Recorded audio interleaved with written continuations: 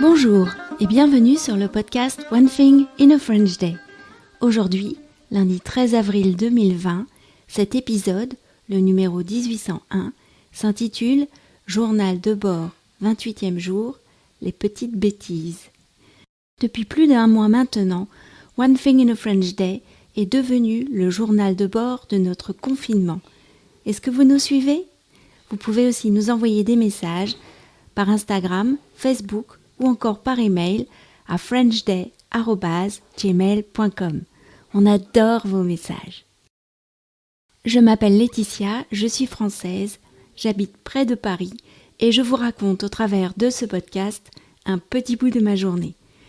Le texte du podcast est disponible en vous abonnant à la newsletter sur onethinginafrenchday.com.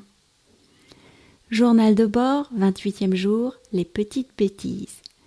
Hier soir, Michaela et moi sommes partis dans une autre direction, bien déterminés à changer de chemin, ce que nous n'avions toujours pas fait.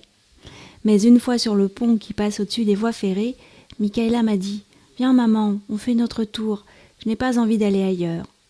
À quoi était dû ce malaise que j'avais aussi ressenti ? Je ne sais pas. La première personne que nous avons croisée en retournant sur notre chemin a été la dame au coupe-vent jaune. « J'ai une idée, a dit Michaela. Nous pourrions faire le chemin à l'envers. »« Tu as raison, on va tout voir sous un autre angle. »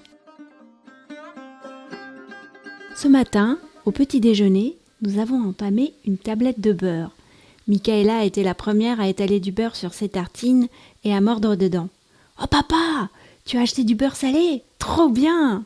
Pietro la regardait d'un air surpris, se demandant si c'était une blague. « Mais non !» a-t-il dit sûr de lui.